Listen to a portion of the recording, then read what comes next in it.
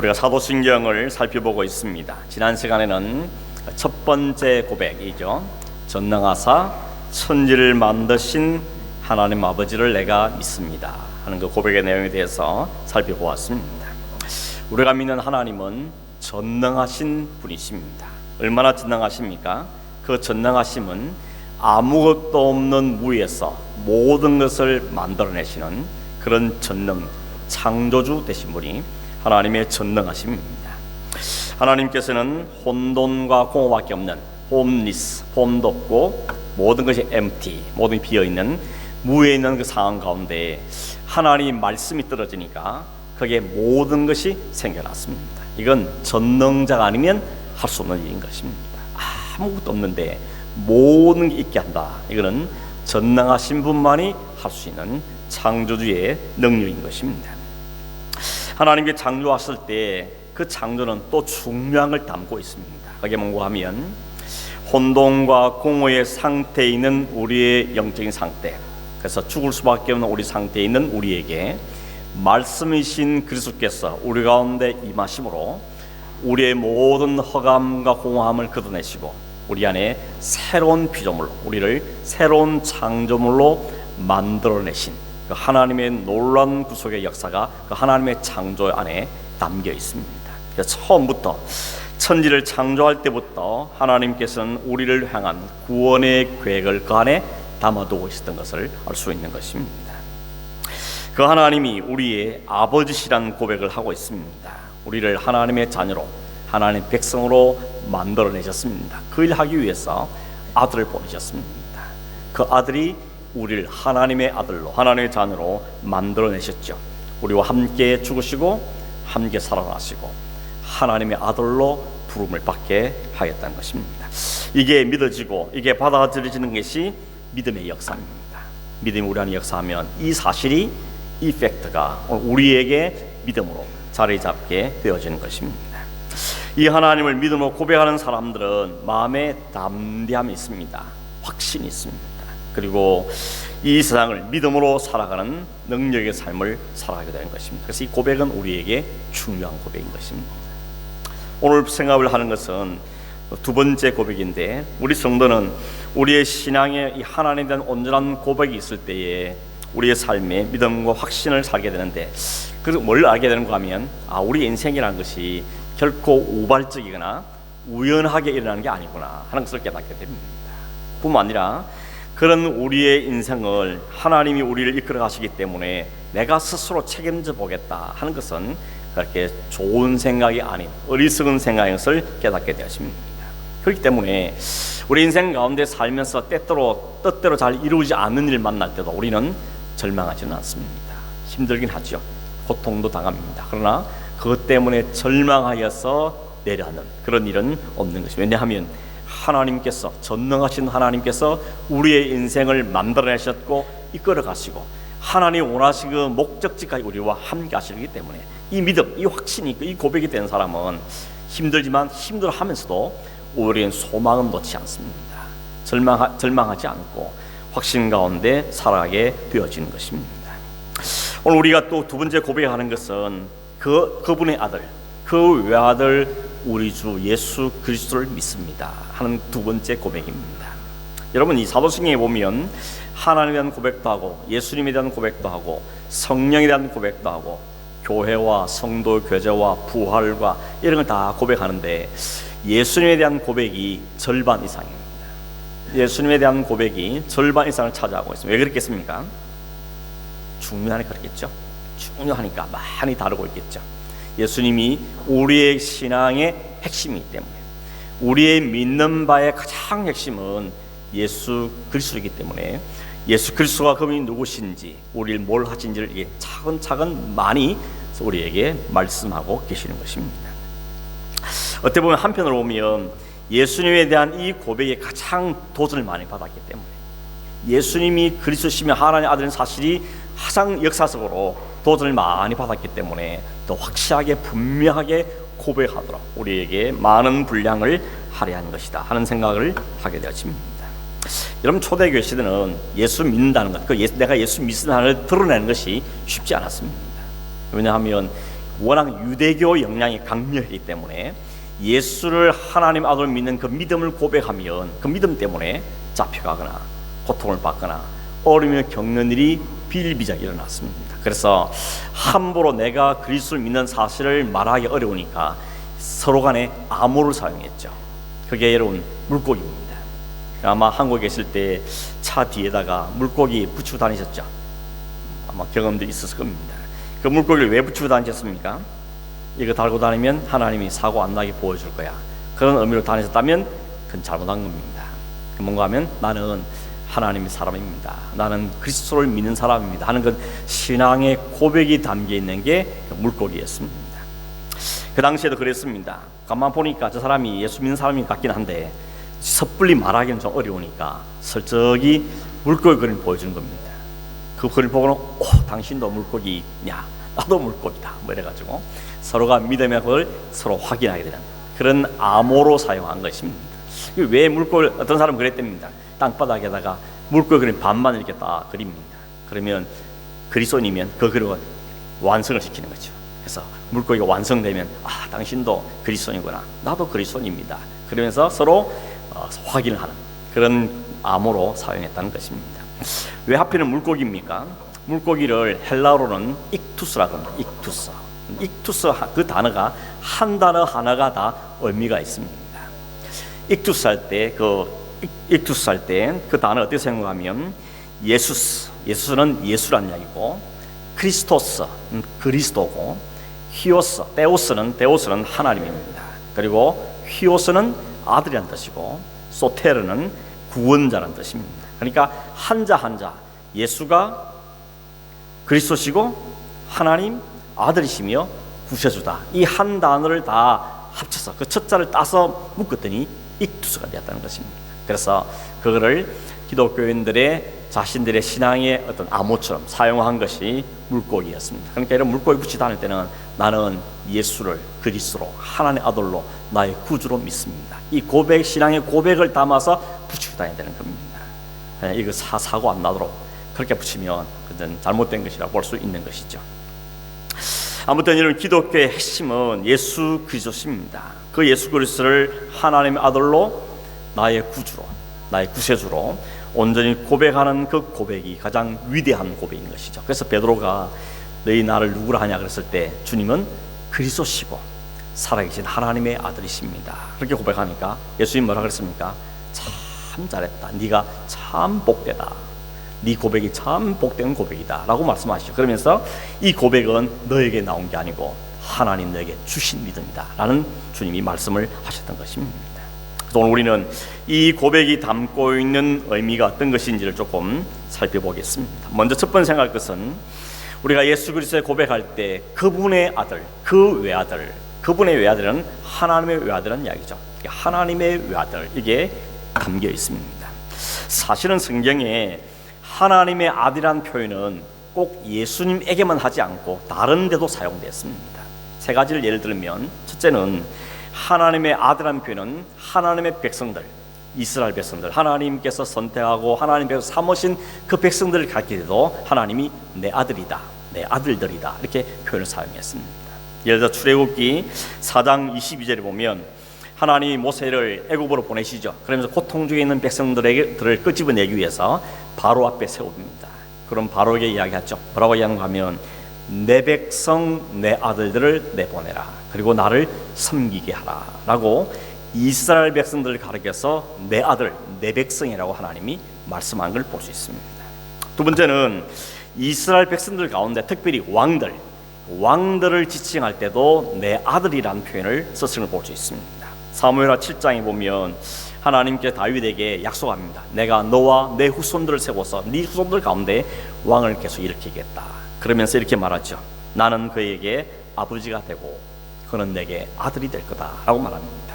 그때 왕들을 가리켜도 하나님의 아들이라는 표현을 쓰셨습니다. 세 번째는 이 땅의 존재가 아닌 하늘나라 천상의 존재들을 가리킬 때도 하나님의 아들이라는 표현을 썼습니다. 한 가지 예를 들면 욥기에 보면 욥이 사탄에게 시험을 받죠. 사탄이 시험 받을 때 그 욥기 1장 6절에 보면 이렇게 말합니다.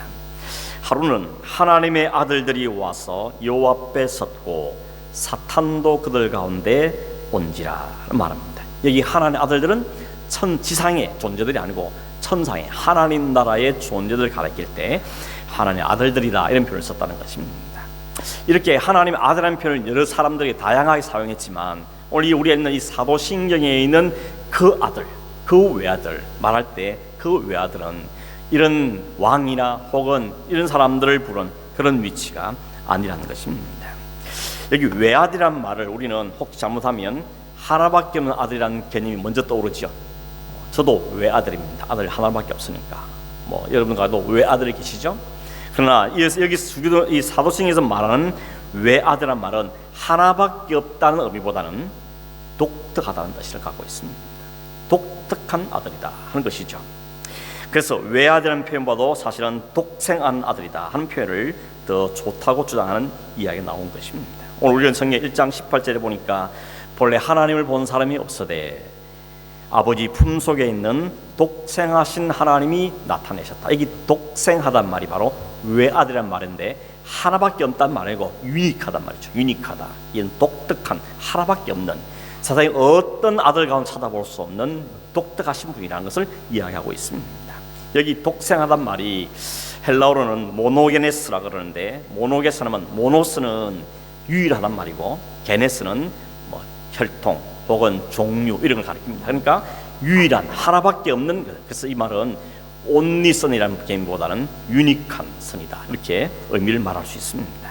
왜 유니크한가 하면 앞에 말했지만 하나님의 사람들 그리고 왕들 천상의 존재를 가리켜도 아들이라는 표현을 썼지만 이 아들은 그 아들과 다르다는 겁니다. 이 아들은 어떤 아들입니까? 하나님과 동등된 아들입니다. 속성과 정체와 모든 분에서 하나님을 그대로 닮아있는 똑같은 것들 그분이기 때문에 세상의 아들과 다른 그런 유니크한 아들이라는 표현을 담고 있는 것입니다. 요한복음 10장 30절 보면 예수님이 그렇게 말하죠. 나와 아버지는 하나다 그랬습니다. 이 말 때문에 사람들이 발칵 뒤집혔죠. 어떻게 네가 하나님과 함께 하나로 말할 수 있느냐. 왜냐하면 히브리 사람들은 아버지와 내가 하나라는 그 의미는 아버지와 똑같다는 겁니다. 모든 면에서 아버지를 그대로 고스란히 담고 있기 때문에 아버지와 그 아들은 뗄 수가 없다 할 때 하나라는 표현을 사용했습니다. 그러니까 이 말에 흥분하는 것입니다. 네가 감히 어떻게 하나님과 하나로 말할 수 있냐. 그래서 예수를 십자가에까지 내몰아버린 것이죠. 하나님께서 낳은 아들이라 그러니까 또 사람들이 오해를 합니다. 그 봐라, 하나님은 육체가 아니신데 어떻게 낳을 수 있냐. 그러므로 이 말을 볼 때도 예수는 하나님이라고 말하기 어렵다고 주장하는 것입니다. 이런 부분에 대해서 가장 먼저 시비를 걸었던 사람이 3세기에 아주 유명한 교부였던 오리겐이라는 사람이 있습니다. 오리겐이라는 사람이 헬라 철학을 너무나 능통했습니다. 특히 플라톤 많이 들어보셨죠? 플라톤 철학을 갖고 모든 걸 해석하려고 했습니다. 특히 기독교마저도 예수 그리스도가 나셨다는 그 사실마저도 헬라 철학을 가지고 설명을 하려고 했던 사람이 오리겐이었습니다. 이 오리겐이 뭐라고 설명했는가 하면 그가 주장했던 게 뭔가 하면 유출설이라는 게 주장했습니다. 유출설. 유출이란 뭡니까? 물에 바가지에 물을 가득 넣으면 흘러 넘칠 때 유출했다 그러죠. 흘러 넘쳤다 이런 표현을 쓰고 있는 것입니다. 그래서 예수님도 하나님이 낳았단 말은 그 하나님의 충만하심이 넘쳐져서 존재하게 된 게 예수다고 말하는 겁니다. 뿐만 아니라 예수님뿐만 아니라 우주 모든 만물들이 그 하나님의 충만하심에서 유출된 거다 이렇게 말하는 것이 오리겐의 주장입니다. 첫 번째 유출된 사람이 예수고 온 우주 만물도 하나님에서 유출되었다 이렇게 주장을 하게 된 것입니다. 결국은 그가 부르기를 그 예수를 로고스라 부릅니다. 로고스 오늘 우리가 성경에 나오죠. 1장 1절에 태초에 말씀이 계시니라. 그 말씀을 로고스라 그럽니다. 이 로고스는 하나님에 의해 창조되어지는 첫 번째 피조물이다 이렇게 이야기하죠. 그런데 그 로고의 특징이 뭔가 하면 하나님 완전한 하나님 아니고 반은 하나님이고 반은 인간이고 이렇게 이야기합니다. 그래서 반신 반인, 반은 하나님, 반은 신, 반은 인간 이렇게 예수를 정의했습니다. 우리가 믿는 예수님에 대한 것은 완전히 반대죠. 우리는 어떻게 믿습니까? 예수님은 완전하신 100% 하나님, 100% 인간이시죠. 그러니까 이게 인간의 논리와 상식으로는 이해가 안 되는 겁니다. 어떻게 완전히 100%도 하나님이고 100% 인간일 수 있느냐, 이것에 의심을 품는 것이죠. 그러나 성경은 우리에게 분명하게 이야기합니다. 하나님과 그리스도는 온전히 한 분이시다. 빌립보 2장에도 보면 바울이 그랬죠. 예수 그리스도는 근본 하나님의 본체라 그럽니다. 이 본체란 말이 모르테란 표현을 뭔가 하면 영어로 번역하기는 네이처입니다. 천성은 모든 면에서 동일하다는 것입니다. 다른 분이야, 뗄 수가 없는 분이라고 분명하게 이야기하고 있는 것이죠. 속성이나 성품이나 모든 면에서 동일한. 그러나 이 사람 오리겐은 그렇게 보지 않았던 것이죠. 그리고 얼마 후에 아리우스라는 사람이 등장했는데, 이 사람은 당시 알렉산드리아에 있는 교회의 장로이면서 철학자였습니다. 이 사람 역시 철학적인 관념을 가지고 예수의 하나님의 아들이라는 것을 증명하려고 애를 쓰는데, 아무리 철학자, 아무리 따져봐도 하나님인데 인간이고 인간인데 하나님, 이건 말이 안 되는 겁니다. 그래서 예수님과 하나님이 동일하다고 말할 수 없다. 왜냐하면 그러면 하나님이 둘이 되든지, 아니면 예수님이 하나님이 아니든지 해야지 어떻게 둘이 하나가 될 수 있느냐라고 주장을 했습니다. 물론 사람들은 그 말에 대해서 너무 상식적이니까, 논리적이니까 사람들이 그 말이 옳다고 주장을 했습니다. 어떻게 둘이 하나 되고 하나가 될 수 있느냐, 한 뱃속에 나온 쌍둥이도 서로 다른데 어떻게 예수와 하나님이 같을 수 있느냐라고 이야기했던 것입니다. 이 주장에 대해서 그 당시에 주교였던 사람이 알렉산더였는데, 그 알렉산더는 뭐라고 하는가 하면 그 사람의, 이 아리우스의 말은 복음을 파괴하는 것이다 라고 주장했습니다. 그래서 충돌이 난 것이죠. 한 사람은 주교였고 한 사람은 그 밑에 있는 사람이었는데 서로 충돌이 난 것입니다. 이 논쟁이 계속되었을 때 당시 로마의 황제가 아리우스의 손을 들어줍니다. 아리우스의 말이 맞다. 그러고는 그 알렉산더를 죽여서 파멸을 시켜버렸습니다. 그래서 그 당시에는 아리우스가 이긴 것처럼, 봐라, 예수는 하나님은 아니다, 하나님께 유출된 피조물이지 특별한 존재이지 그가 하나님일 수는 없다 하는 것이 대세가 굳어질 뻔했습니다. 그런데 그 당시에 아타나시우스라는 사람이 등장하게 됩니다. 그 사람은 알렉산더의 후임으로 죽여된 사람이었는데, 이 사람 역시 말합니다. 아무리 로마의 황제가 말했다 하더라도 그게 성경이 아니면 우리는 받을 수 없다. 그래서 그 성경을 기준을 가지고 로마의 황제의 말에서 반기를 들었습니다. 그러다가 쫓겨납니다. 그래서 황제에게 쫓겨나죠. 그러나 그는 쫓겨나서도 계속 주장하죠. 성경은 분명히 예수님과 하나님이 하나라고 말씀하고 있다는 것을 주장하게 됩니다. 그런데 나중에 황제가 바뀌죠. 다른 황자, 데오도시우스라는 황제가 일어났는데, 그 황제가 딱 자리에 앉고 보니까 이 논쟁이 너무 심하니까 회의를 소집했습니다. 그때가 AD 379년인데 콘스티노플에서 신학자 150명을 모아다가 예수가 하나님 이 논리에 대해서 이해해봤습니다. 공부하라, 연구하라, 그리고 결정을 내라고 명령 내렸습니다. 그 150명이 오랜 시간을 걸쳐서 회의를 거듭했습니다. 물론 하나님 말씀을 중심으로 회의합니다. 그래서 내린 결론이 뭔가 하면 예수님과 하나님은 그 속성과 본질에서 같은 분이다, 한 분이다 라고 결정 내립니다. 그리고는 그 다르게 주장했던 그 아리우스를 이단으로 정죄하고 추방시키게 되는 것입니다. 그때 결정된 걸 가리키는 니케아 신앙 고백이라 말하는데, 그 니케아 신앙 고백이 오늘날 정통 신학의 고백으로 지금까지도 사용되고 있고, 우리가 이 사도신경보다는 내용이 좀 많지만 똑같은 내용을 품고 있는 것이 니케아 신앙 고백입니다. 이 역사 이야기를 하는 이유가 뭔가 하면, 이 역사적인 과정을 통해 우리가 발견하는 게 있는데 뭔가 하면요, 사탄은 어느 시대 어느 때를 막론하고 예수가 하나님이심을 부인하기 위해서 애쓰고 있다는 것입니다.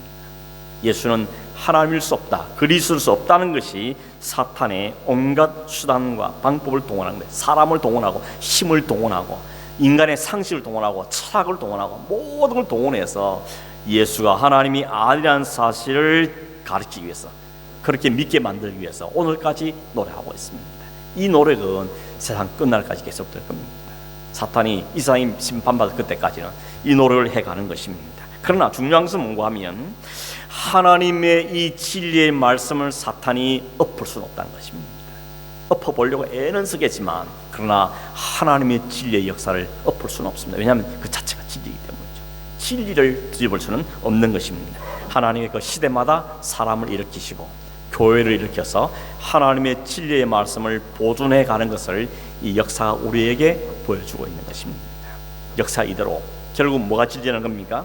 예수가 하나님의 아들이심, 하나님과 동등된 분의 사실이 성경이 주장하는 바이고 성령의 그 진리를 오늘까지 지켜가고 있는 것입니다. 여러분이 예수를 고백할 때 그 예수는 하나님과 동등된 분이시다. 그분 하나님의 외아들, 독특하신 유니크하신 하나님의 아들이시라는 것을 우리는 온전히 고백하는 것입니다. 그 다음에 있는 단어가 뭔가 하면 우리 주죠. 우리 주. 여기 주란 말은 로드란 말입니다. 역시 주란 말도 성경 안에도 다양하게 사용됩니다. 예를 들어서 마태복음 27장에 보면 유대인들이 빌라도를 찾아갑니다. 그러는 빌라도에게 예수의 시체를 묻은 그곳을 돌로 꽁꽁 막아서 지켜달라고 부탁을 합니다. 왜냐하면 제자들이 평소에 예수님이 내가 죽고 나도 부활할 거라 말했기 때문에 이 말을 들은 제자들이 예수님 시체를 훔쳐간 다음에 예수님이 부활했다고 소문내면 안 되니까 그 문을 꼭 지켜달라고 부탁하는데 그때 유대인들이 빌라도를 가르쳐 뭐라 부르는가 하면 주여라 부릅니다. 주여, 주여. 왕과 황제를 부를 때 주라는 표현을 사용을 볼 수 있습니다. 심지어는 여러분 아브라함의 아내인 사라가 자기 남편을 부를 때도 주여라고 불렀습니다. 주여, 나의 주인이시여 라고 부릅니다. 요한복음 20장에는 예수님이 십자가에 죽으신 다음에 마리아가 예수의 무덤을 찾죠. 사흘 되는 날에. 그래서 예수님의 무덤을 찾았을 때 무덤 돌이 열려있고 아무도 보이지 않는데 한 분이 나타나서는 예수님이 부활하신 주님이 그에게 나타났습니다. 그때 이 마리아가 예수님이 부활하는 것은 꿈에도 생각을 못하고 동산 지키는 사람인 줄 알고 그에게 말하기를 주여 이 시체가 어디 갔습니까? 라고 주라고 부른 걸 볼 수 있습니다. 뿐만 아니라 예수님의 제자들도 예수님을 부를 때 주라고 불렀는데 그때 그 주라는 것은 성경에 보면 다른 용어로는 랍비입니다. 랍비라는 말은 크다는 말이고 선생님이라는 뜻이죠. 마태복음 17장에 보면 심지어는 예수님께서 귀신 들린 아이를 고쳐주는데 그 아이가 부모가 그 아이의 아버지가 예수님께 와서 주여 이 아이를 고쳐주십시오 라고 말합니다. 지금까지 말한 이 모든 공통점이 뭔가 하면 그 주란 말은 백성들이 왕을 부를 때 혹은 아내가 남편을 부를 때 아니면 제 아들이 선생님을 부를 때 크신 분을 부를 때 사용된 용어가 주라는 단어였습니다. 그러나 이 사도신경에 사용되는 우리가 고백하는 우리 주 예수를 할 때 이 주는 그런 주가 아닙니다. 이 말은 주는 어떤 의미를 갖고 있습니까? 완전히 다른 의미입니다. 말 그대로 주인이라는 뜻인데 이 단어가 헬라 단어가 히브리어로 사용될 때 히브리어 바꾸면 어떤 단어인가 하면 여호와입니다. 여호와. 히브리인들은 여호와라는 이 단어를 굉장히 소중하게 거룩하게 여겼습니다. 그래서 성경을 옮겨 적을 때 붓을 갖고 옮겨 적다가 펜을 옮겨 적다가 그 성경 가운데 여호와라는 단어가 나오면 붓을 다시 빨아서 사용하든지 아니면 다른 붓을 가지고 여호와 쓰고 또 다른 붓으로 계속 써 나가는 이만큼 그 여호와라는 이름을 굉장히 중요시 여겼습니다. 그래서 여호와라는 이름을 다 쓰지도 못하고 자음과 모음으로 되는 여호와 단어를 자음만 기록합니다. 그리고는 그 자음을 나중에 어떻게 하는가 하면 여호와라 부르지 못하고 주라는 단어, 아도나이라는 단어로 불렀습니다. 그래서 이들이 지금 말하고 있는 그 아도나이, 주라는 단어는 구약적으로 말하면 여호와라는 것입니다.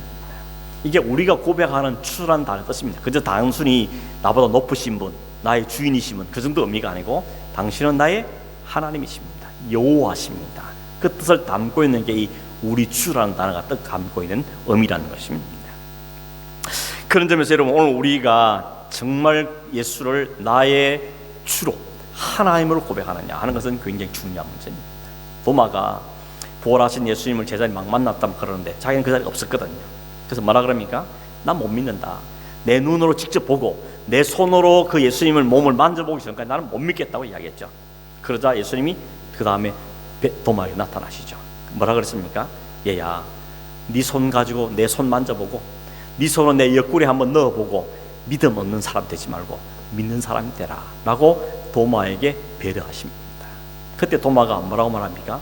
주는 그리스도시요 나의 주님이시요 나의 하나님이십니다 라고 말합니다. 나의 주, 즉 나의 하나님이라고 고백합니다. 이게 온전한 고백인 것이죠. 우리가 주라 말할 때 이 주는 단순히 높은 분 선생님 이런 의미가 아니고 나는 나의 주입니다. 나의 하나님이십니다. 나의 여호와십니다. 하는 고백이 이 안에 담겨 있는 고백인 것입니다. 그러면 오늘 우리가 신앙을 고백하면서 그 그리스도를 가리켜 그분의 외아들은 우리의 주님이십니다. 이 고백은 그분이 하나님과 동등된 분이시고 그분은 하나님이시며 나의 주인이십니다. 이 고백을 담두어셔야 되는 것입니다. 여러분 고백할 때마다 이 주님 고백할 때 이 마음을 갖고 고백하셔야 되는 것입니다. 그분이 나의 하나님이시기에 나의 온전한 주인이시기에 나는 그분 앞에 내려앉습니다. 이 고백이 우리의 고백 속에 담겨있는 내용인 것입니다. 여러분 주님께서 우리에게 주인 되시고 그러면 우리는 주인 노릇을 내려놓고 그 밑에 내려앉아야 되는 겁니다. 여전히 우리가 주인 노릇 하려면 안 되는 것이죠. 종은 자기 것이 없는 사람입니다. 모든 소유는 주인 것이죠. 주인이 맡긴 것, 주인이 맡긴 일을 하는 게 종의 태도인 것입니다. 자기 것을 주장할 수 없습니다. 왜냐하면 다 주인이 준 거기 때문에, 주인이 맡긴 거기 때문에 내 것은 없는 것입니다. 그러면 그 주인이 맡긴 바는 종된 사람은 어떤 태도를 가져야 됩니까?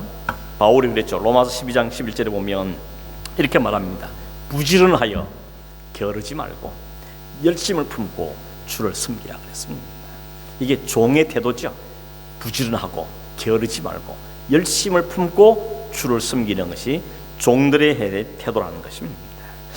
그런데 우리는 실제로는 주님을 우리 주인으로 말은 하는데 실제로는 주인으로 모시는 게 아니고 나를 위해 부려먹으려 그러잖아요. 기도할 때 그랬죠.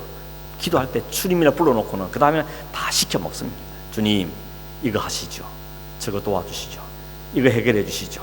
이거 베풀어 주시죠. 그러면서 마치 내가 주인이고 주님을 부려먹는 것 같은 이런 태도를 가지게 되는 건 많죠. 우리는 기도할 때 정신을 바짝 차리고 주님이 나의 주인이십니다. 주인의 뜻이 무엇입니까? 내가 주인의 뜻을 이제 어떻게 살아야 되겠습니까? 뭘 해야 되겠습니까? 라고 겸허하게 묻는 태도가 필요한 것입니다. 물론 주인의 모든 권세를 가졌기 때문에 그 주님께 부탁하기도 하죠. 그러나 부탁이 아니고 마치 시비걸치 명령하듯이 하는 것은 옳은 태도가 아니라는 것입니다. 오늘 꼭 기억하십시오. 우리가 주인이 아니고 하나님 주님이 주인이십니다. 그 주인이 우리에서 종노릇하면서 내려앉으신 것이 십자가의 고심인 것이죠. 주인이신데 주인이 마치 종처럼 우리를 섬기셨던 것이 주님이 하시던 일이었던 것입니다.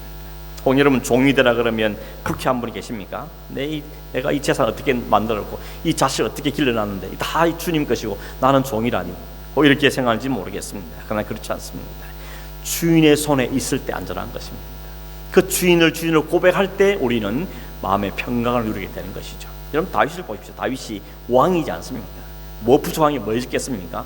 그런데 그의 인생은 고달팠습니다. 언제 그가 만족하다 그런가 하면 시편 23편에 보면 여호와가 나의 목자이심을 깨닫게 됐을 때 그는 그 안에서 부족함이 없단 말입니다. 그 부족함이 없단 말은 돈이 많다, 평안하다 그 말을 하는 게 아닙니다. 모든 죄, 자신의 인간의 모든 죄악들과 자신의 근본적인 모든 것들이 다 들통났을 때 그 하나님이 나를 살리는 분이고 나를 새롭게 하는 분인 것을 그리스도로 인정하는 것입니다. 그걸 고백하고 깨닫고 났을 때 마지막에 그럽니까? 내 잔은 넘칩니다 고백하는 것이죠. 내 평생 주님을 찬송하겠습니다 라고 그 고백이 나와지게 되어지는 것입니다. 오늘 이 말씀을 정리하면서 우리가 믿음으로 고백하는 그 예수님은 하나님의 유일하신 아들, 유닉하신 아들이고 아니 하나님 자체십니다. 그리고 여호와시고 우리의 주인이 되시는 분이십니다. 그분이 그리스도라 그러죠. 예수는 그리스도라 그러죠. 그리스도란 말은 구약으로 말하면 메시아죠. 그분이 나의 메시아입니다. 그분이 우리를 죄에서 구원하실 메시아십니다 하는 고백을 하는 것입니다. 예수라는 이름 자체도 구원자라는 뜻이죠. 마태복음 1장 21절에 보면 아들을 낳으니 이름을 예수라 하라. 뜻은 저가 자기 백성을 자기 죄에서 구원할 자다. 구원자랍니다. 구원자가 메시아죠.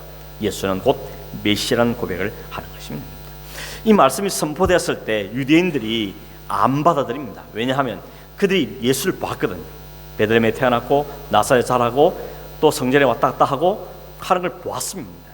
그리고 그들은 구약에 있는 메시아가 올 거라도 믿고 기다리는 사람들입니다. 그런데 이 둘이 매치되는 걸 몰랐던 것이죠. 이분이 바로 그분이라는 사실을 유대인들 받아들이기 어려웠습니다. 자신은 여전히 또 다른 메시아를 기다리는 것이죠. 그게 기독교와 유대교의 차이점이라고 말할 수가 있는 것입니다. 근데 여러분, 놀라운 것은 신학자들 가운데서도, 많은 신학자들 가운데서도 예수가 그리스도심을, 하나님이심을 믿지 못하고 부정하는 사람이 있다는 놀라운 사실입니다. 사탄이 얼마나 간악한지 신학자들마저도 이용해서 예수의 하나님 되심을 부정하려고 이렇게 발악을 하는 것을 볼 수 있는 것입니다. 그러나 우리가 믿는 바는 그건 신학자의 말이 아니고 성경이죠. 성경이 뭐라고 말하냐 하는 것인데, 성경은 명백하게 분명하게 우리에게 예수가 그리스도시며 예수가 하나님이시고 하나님의 유니크한 아들이신 우리에게 증거하고 가르치고 있습니다. 우리의 상식을 가고 설명하지 않고 하나님이 선포하십니다. 우리에게 진리를 우리에게 선포하고 계시는 겁니다. 이 믿을 수 없는 사실, 우리 상식을 벗어난 이 사실을 믿어지는 게 믿음의 역사인 것입니다. 믿음이 우리 안에 역사할 때 이게 받아들여집니다. 도저히 인간의 상식과 과학과 이걸 갖다 대면 도저히 이해할 수 없는, 어떻게 둘이 하나며 이렇게 이해할 수 없는데, 우리의 믿음이 안에 역사할 때 그분이 나의 그리스도요, 나의 하나님이시고 나의 주인이십니다 하는 고백이 진짜로 나와지게 되는 것입니다. 이 고백을 할 수 있는 사람이 복된 사람입니다. 그래서 베드로가 한 말처럼 네 고백 참 좋은 고백, 그 고백을 네 입에서 네가 스스로 한 것이 아니고 하나님께서 너에게 믿음을 넣어주셔서 이 고백을 하게 하는 것이라고 주님께서 말씀해 주신 것입니다. 오늘 여러분 이 고백을 진심으로 할 수 있습니까? 그 외아들 우리 주 예수 그리스도를 내가 믿습니다. 이 고백이 여러분의 고백이 될 수 있기를 바랍니다. 혹여나 이 고백을 함께 하긴 하는데 마음 중심에서 진짜 기쁜 것은 이 고백을 온전히 할 수 없는 분이 있다면 하나님께 그 마음속에 믿음으로 성령으로 역사해 주시기를 간절히 기도합니다. 제가 기도하는 것 중에 가장 중요한 기도 중에 하나가 그겁니다. 성도들이 하나님의 하늘을 온전히 받을 수 있기를, 믿음으로 역사해 주시기를 위해서. 그들이 노력하면 되는 게 아니기 때문에 성령께서 역사해 주시고 이 고백을 온전히 할 수 있도록, 그래서 우리는 주님 앞에 종으로 내려앉고 주님을 내 인생의 정말 주인으로 모셔드리고 주님이 나의 구원자시고 하나님의 아들이시며 나의 예수는 분자성을 고백할 수 있는 그 믿음의 선물들이 여러분 각각에게 온전히 임해서 이 고백을 할 때마다 감격스럽고 이 고백을 할 때마다 진심으로 하나님의 바라 쓰는 믿음의 역사가 오늘 우리 가운데 온전히 일하기를 주의 이름으로 축원합니다. 기도하겠습니다. 하나님 아버지 감사합니다. 하나님의 아들 그분이 구주시고 그분이 우리 구세 주신 것을 다시 한번 우리가 말씀을 때 확인하게 하셔서 감사합니다. 하나님 이 고백이 신실된 나의 고백이 되기를 원하고 우리 마음속에 진정으로 쏟아나온 고백이 되기를 원합니다. 이 고백이 하나님 주신 믿음의 선물로 된 것을 하셨사오니 우리 모든 신분들 속에 이 고백이 우리의 고백으로 나타날 수 있도록 역사하여 주시기를 원하고 이 고백할 때마다 감격스럽고 감사하며 우리의 신분을 분명히 확인하고 확신하고 이 믿음의 삶을 살아가는 저희 되도록 인도하시고 역사하여 주시옵소서. 이 고백들이 우리 모든 가정의 가족들 가운데 우리의 친척들 가운데 우리 성도들 가운데 진실된 고백으로 자리잡을 수 있도록 역사해 주시기를 간절히 원하옵고 그러함으로 하나님의 영광을 받으시기를 원하오며 예수님의 이름으로 기도하옵나이다. 아멘.